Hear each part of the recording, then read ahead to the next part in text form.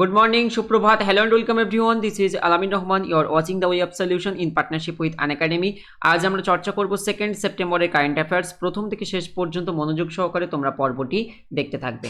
On screen আমাদের নতুন class routine দেখতে পাচ্ছ। আমার স্ট্যাটিক জিকে বা জিকে ক্লাস হচ্ছে রাত্রি 9টায়। তোমরা অবশ্যই জয়েন করবে আমার ক্লাস দুটোতে। এছাড়া নাজিবুল স্যারের দুটো ক্লাস, ইমতিয়াজ স্যারের দুটি ক্লাস, সুজন স্যারেরও দুটি এবং মিজান স্যারের একটি ইংলিশ ক্লাস। তোমরা অবশ্যই আমাদের এই লাইভ ক্লাসে অংশগ্রহণ করবে। সোম থেকে শনি ধারাবাহিকভাবে আমাদের চ্যানেলে লাইভ ক্লাস করানো হয়ে থাকে। আজকের প্রথম প্রশ্ন, অবনী লেখরা টোকিও প্যারালিম্পিক্স 2020 যে গেমস, সেখানে কোন ইভেন্টে তিনি স্বর্ণ পদক জিতলেন, অর্থাৎ গোল্ড মেডেল তিনি জিতলেন?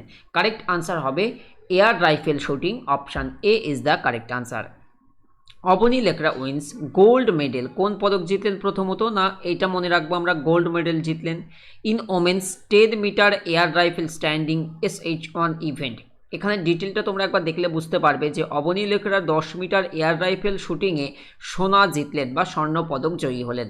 তিনি, এই লাইনটি ইম্পর্টেন্ট, প্রথম ভারতীয় মহিলা হিসাবে প্যারালিম্পিক্স গেমসে সোনা জিতলেন তিনি, প্রথম ভারতীয় মহিলা হিসেবে। Very important line. তো correct answer Avani Lekhara, and তার ইভেন্ট কি বা ফিল্ড তিনি হলেন air rifle shooter. Option A is the correct answer. Next onscreen ছবিটা তোমরা দেখে নাও। এখানে দেখতে পাচ্ছ গোল্ড মেডেল। পরবর্তী দেখো, মিশন সাগর, এই যে প্রকল্প বা এই যে আমাদের স্কিম, এর অঙ্গ হিসেবে বা এর পার্ট হিসেবে ভারতীয় নৌবাহিনী জাহাজ সম্প্রতি কোন দেশে চিকিৎসা সরঞ্জাম পৌঁছে দিচ্ছে? কারেক্ট আনসার হবে Bangladesh. Option D is the correct answer. As a part of mission Sagar, mission Sagar প্রকল্পের অঙ্গ বা একটা পার্ট হিসেবে Indian naval ship INS Savitri departs to deliver medical support to Bangladesh. তো বাংলাদেশকে মূলত মেডিকেল সাপোর্ট বা চিকিৎসা সরঞ্জাম পৌঁছে দিতে কিন্তু এই মিশন সাগর প্রকল্পেরই একটা পার্ট হিসেবে বাংলাদেশে পৌঁছাচ্ছে আমাদের INS। তো option D is the correct answer. NCERT very important, সম্প্রতি কততম তারা তাদের প্রতিষ্ঠাতা দিবস পালন করলো, অর্থাৎ NCERT ফাউন্ডেশন ইয়ার। তো কারেক্ট অ্যান্সার ছিল 61st 61তম foundation day. Option C. So এই বিষয়ে আমাদের যে এডুকেশন মিনিস্টার রয়েছেন, union minister for education Dharmendra Pradhan will B addressing, তিনি এখানে অ্যাড্রেস করেছিলেন 61st ফাউন্ডেশন ডেতে অফ এই যে NCERT, এটা একটু ফুল ফর্মটা জেনে রাখবে, যেটা হচ্ছে national council for educational research and training. National council of educational research and training, অর্থাৎ NCERT। Option C is the correct answer.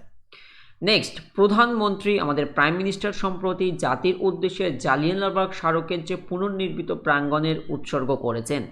প্রশ্ন হচ্ছে এটি কোথায় অবস্থিত? Correct answer Punjab. Option A is the correct answer. Prime minister Narendra Modi dedicate the renovate complex of Jallianwala Bagh স্মারক at Amritsar. তো option A is the correct answer. পরবর্তী দেখো, লাস্ট দিনের হোমওয়ার্ক এবং আজকের হোমওয়ার্ক আমরা চর্চা করব। তো দেখে নাও একবার। আজকের হোমওয়ার্কটা ভেরি ইন্টারেস্টিং। কোয়েশ্চেন্স হচ্ছে, ভারতের যে বিমা ব্যবসা বা আমাদের যে ইন্স্যুরেন্স যে পার্ট রয়েছে, এটি রেগুলেট হয় বা এটি নিয়ন্ত্রিত হয় নিম্নের কোনটি দ্বারা? SIDBI, IRDAI, নাকি PFRDA, নাকি SABI? সঠিক উত্তর কমেন্টে জানাবে। ইম্পর্টেন্ট কোয়েশ্চেন, এটা একবার SSCতে এসেছিল প্রিভিয়াস ইয়ারে। আর লাস্ট দিন আমাদের হোমওয়ার্ক ছিল, একবার দেখো যে 2020 সালে রাজীব গান্ধী খেলরত্ন পুরস্কার বা মেজর ধ্যানচাঁদ খেলরত্ন পুরস্কার পেয়েছিলেন কোন ভারতীয় ক্রিকেটার? তো আনসার ছিল ডেফিনেটলি কি না, রোহিত শর্মা। এখন তোমরা জেনে রাখো যে চতুর্থ ভারতীয় ক্রিকেট হিসেবে রোহিত শর্মা এই পুরস্কার পেয়েছিলেন। তাহলে এর আগে কারা কারা পেয়েছিলেন? প্রথম মনে রাখবে সচিন টেন্ডুলকর, মানে ক্রিকেট ফিল্ডের কথা আমরা বলছি বেসিক্যালি। তো সচিন টেন্ডুলকর 1997-98 এই সময়ে পেয়েছিলেন। এরপরে ছিলেন MS ধোনি, মহেন্দ্র সিং ধোনি 2007। তারপরে দেখো বিরাট কোহলি 2018, 2018-তে, অ্যান্ড ফাইনালি 2020-তে রোহিত শর্মা। ক্লিয়ার? সো অবশ্যই এই প্রশ্নের উত্তর তোমরা দেওয়ার চেষ্টা করবে এবং এই পার্টটা জেনে রাখবে। এবছরের WBCS প্রিলিমসেও এখান থেকে কোশ্চেন্স ছিল, এই কোশ্চেন্স। ক্লিয়ার? নেক্সট দেখো,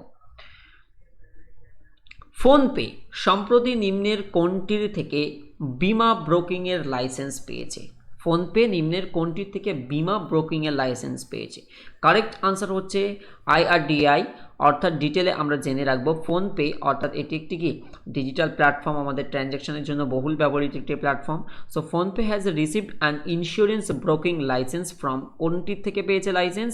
insurance regulatory and development authority of India, অর্থাৎ IRDAI এর থেকে সম্প্রতি পেয়েছে ফোনপে অনুমোদন। Option B. নেক্সট, কোন IIT ইলেকট্রনিক বর্জ্য বা যেটাকে ই ওয়েস্ট বলা হয়, ইলেকট্রনিক বর্জ্য বা ই ওয়েস্ট মোকাবিলায় একটি উদ্বোধনী মডেল তৈরি করছে? কারেক্ট অ্যান্সার হবে IIT Madras, option C is the correct answer. Indian Institute of Technology IIT Madras is developing an innovative একটি উদ্ভাবনী model to tackle electronic waste বা ই ওয়েস্ট বর্জ্য মোকাবিলার জন্য আইআইটি মাদ্রাজের এই ইনিশিয়েটিভ, অপশান সি হলো সঠিক উত্তর।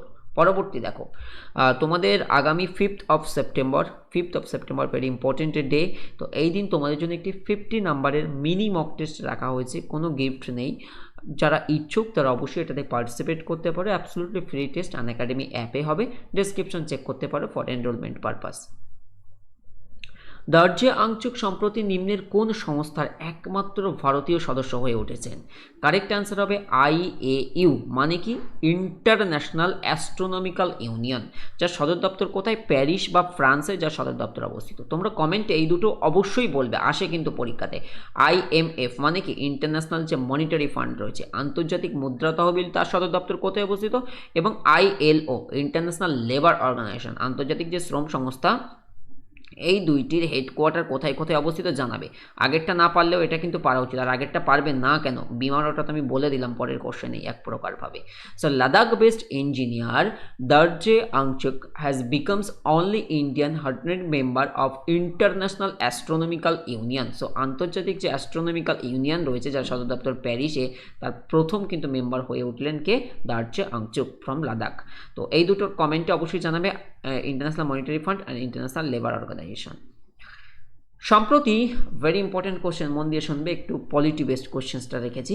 সম্প্রতি 9 জন নতুন বিচারপতি সুপ্রিম কোর্টের বিচারপতি হিসেবে নিযুক্ত হয়েছেন। মানে আমাদের সুপ্রিম কোর্টের প্রধান বিচারপতিকে তোমরা সবাই জানো যে বিচারপতি NV রামানা, তিনি হলেন chief justice of India.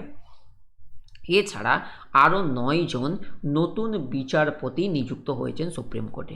Important line. তো প্রশ্ন হলো, তাদের যে ওথ বা তাদের যে শপথ বাক্য, এটা কমপ্লিট করালেন কে? মনে রাখবে যে সুপ্রিম কোর্টের অন্যান্য বিচারপতিদের যে শপথ বাক্য, সেটা কমপ্লিট করাবেন সুপ্রিম কোর্টের প্রধান বিচারপতি। তাহলে আমাদের সুপ্রিম কোর্টের প্রধান বিচারপতিকে, চিফ জাস্টিস অফ ইন্ডিয়াকে বিচারপতি NV রামানা। এখান থেকে প্রশ্ন আসে যে সুপ্রিম কোর্টের বিচারপতিদের অবসরের সর্বোচ্চ বয়সসীমা কত, বা হাইকোর্টের ক্ষেত্রেও আসে, কিন্তু এবছর WBCS প্রিলিমসেও ছিল, বোধহয় হাইকোর্ট দিয়েছিল, অবশ্যই কমেন্টে জানাবে। দেখো ডিটেলে, 9 new জাজেস took oath of office as the supreme court জাজ। সুপ্রিম কোর্টের জাজ হিসেবে 9 জন নতুন শপথ নিলেন। চিফ জাস্টিস অফ ইন্ডিয়া অর্থাৎ ভারতের প্রধান বিচারপতি NV Ramana অ্যাডমিনিস্ট্রেটেড the oath of the new জাজ। এই নতুন বিচারকদের যে শপথ, এটা কে করলেন? বিচারপতি NV রামানা। সম্প্রতি প্রয়াত বাসু পারপাঞ্জে ছিলেন একজন বিখ্যাত, তিনি ক্রিকেটার অ্যান্ড রেনুল্ড কোচ। তিনি ছিলেন কি? ক্রিকেট কোচ অর্থাৎ ক্রীড়া প্রশিক্ষক। এবং ক্রীড়া প্রশিক্ষকদের জন্য আমাদের কোন পুরস্কার দেওয়া হয়? না, দ্রোণাচার্য অ্যাওয়ার্ড, মনে রাখবে। সো ডিটেলটা দেখে নাও। Basu Paranjpe former Mumbai cricketer and renowned coach passed away at the age of 82। তিনি অনেক প্রতিভাবান ক্রিকেটের সৃষ্টি করেছিলেন বা তাদেরকে প্রশিক্ষণ দিয়েছিলেন। তো তিনি সম্প্রতি প্রয়াত হয়েছেন, তিনি ছিলেন ক্রিকেট প্রশিক্ষক, অপশান এ। 2020 টোকিও প্যারালিম্পিক গেমসে সিংরাজ আদনা কোন পদক জিতলেন? কারেক্ট আনসার হবে ব্রোঞ্জ, অপশান সি। ডিটেল তোমরা একবার দেখে নাও যে Singhraj Adana won the bronze medal in men's 10 metre air pistol event. তো অন স্ক্রিন দেখতে পাচ্ছ এখানে যে para shooting 10 metre air pistol event. তো কি উত্তর হবে? অবশ্যই তিনি কোন মেডেল পেলেন? না, ব্রোঞ্জ পদক পেলেন। So option C is the correct answer. এই পার্টটা একটু সবাই মন দিয়ে শুনতে পারো। আমাদের নতুন ব্যাচ লঞ্চ হয়েছে 2 সেপ্টেম্বর থেকে, অর্থাৎ ইতিমধ্যে আজকে থেকে কিন্তু ফার্স্ট ক্লাস চালু হচ্ছে। সোম থেকে শনি, সপ্তাহে 6 দিন ধারাবাহিকভাবে এই 2 স্যারের ক্লাস, আর আমার ক্লাস সোম থেকে বৃহস্পতি। তো সোম থেকে শনি তুমি মোটামুটি সব দিনই ক্লাস পাবে 1 ঘন্টা করে, আমাদের সব স্যারদেরই। আর আমার সোম থেকে বৃহস্পতি।